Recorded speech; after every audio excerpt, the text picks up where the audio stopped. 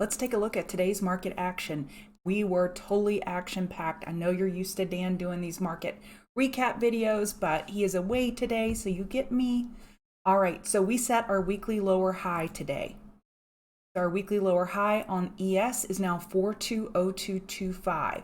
And on the 4-hour, we kept visiting the supply area here, here, and here. And we finally broke that 4070 area of supply. And if you think about what we do when we enter those areas, we're constantly taking out those blocks. So we deplete that block and then this block, and we're just syringing down into that supply, and then it just kind of syringes back up.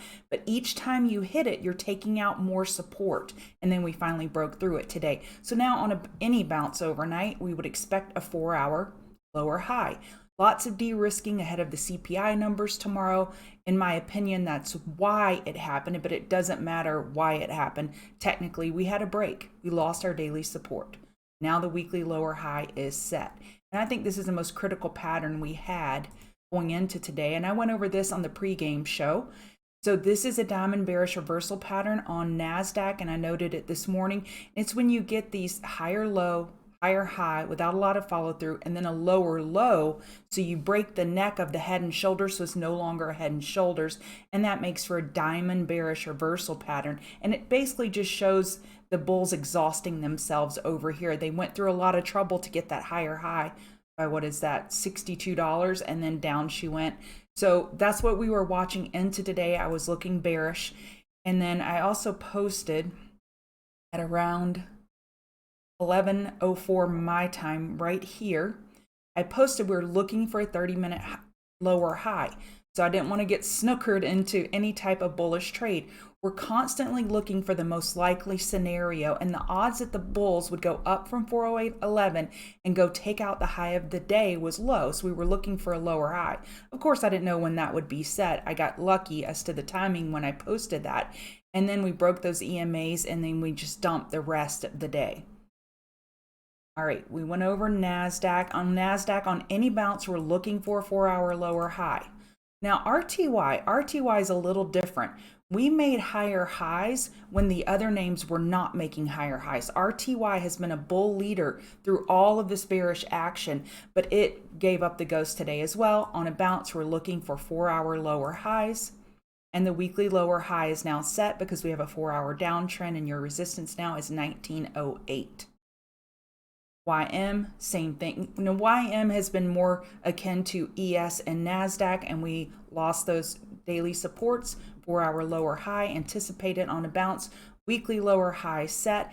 We just had these beautiful tightening ranges. And when we have these base and we base sideways for a while, if you break to the up or to the downside, you can typically expect nice follow through. And that's what we're seeing today with some nice volume. I want to just bring up IYT for a second.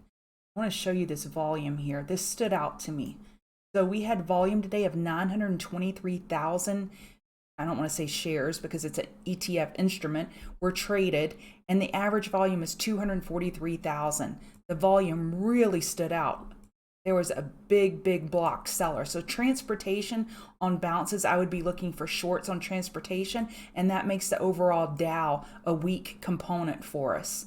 Looking at VIX, now this is the only tiny sign of hope I see for bulls, is that we have a double top with 26.24 at the moment with VIX. So remember, VIX is going to keep trading through the night. So we do have a daily double top at 26.24. So if we could hold that double top and pull back, that could give the market just a relief bounce because we're hourly oversold on most of our major indices. So I am watching that into tomorrow. Bitcoin, this is a strange one. This is the other small glimmer of hope for bulls, is that we are in an hourly EQ. Bitcoin is not breaking down, and Bitcoin supposedly is one of the more riskier assets. So that's interesting to note. 29904 is holding, and then next support 29888. All right, gold. Gold, I wanted to note we have a potential 30-minute inverse head and shoulders, but as we know, gold and the dollar are very impacted by economic data, so it will probably get a move tomorrow with the CPI data. I'm not predicting direction, but I am looking for a move in gold. And regardless of move, we're still looking for that weekly lower high. and daily has been pretty wobbly as we're having a weekly inside bar. When you have an inside bar inside a larger range, you can have erratic price action, higher highs without follow through, lower lows without follow through, as the bulls and bears probe liquidity, just establishing a range within that inside bar, attempting to find direction. Oil is still bullish. It had a red day, but I don't know that you can call this chart bearish in any way. I know a lot of people are looking to short oil, and God bless them, because has been a very tough trade. Nat gas bounced great today. They had inventory. I'm looking for a 4-hour lower high on nat gas. We have support down at 801. So bears will be looking to top fish this, but I would just give it a minute. We're bouncing from that nat gas dump yesterday on that LNG explosion news. Apple has not been above the 50 RSI since April 8th. So for 2 solid months, Apple and Tesla have not been over 50 RSI. Okay, so let me talk about 50 RSI, what that means real quick. RSI is relative strength index. So with relative strength index, over 50 is strong and below 50 is weak. So, and also kind of cool, the 50 RSI is equal to the 26 EMA, and it has just been a brick wall for Apple bulls. They just can't get through it. And this is a very significant bearish candle today. And on the 4-hour, we're not oversold. And on the hourly, we're pretty beat up on Apple. Amazon was definitely a leader to the downside. I was looking short this morning in the pregame show. This is one of my Queen of the Mountain setups. It had somewhat of a diamond pattern, and I admit that I was being a little loosey-goosey with that pattern, but I was looking for this 4-hour EMA bear cross, and I mentioned to the viewers that I was looking for a swing short on Amazon.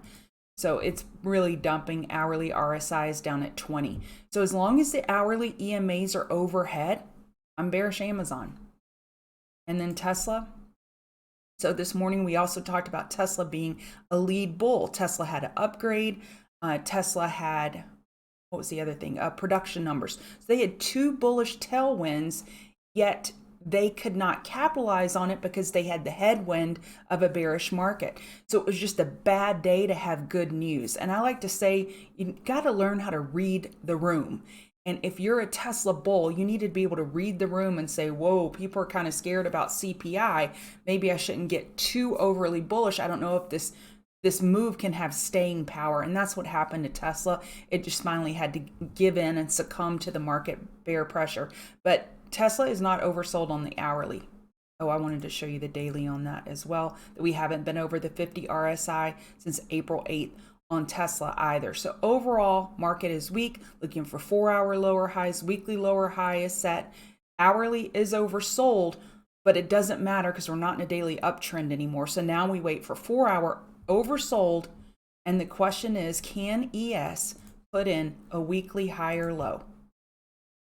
Can we put in a higher low relative to 3807? All right, I think that's it for the market recap.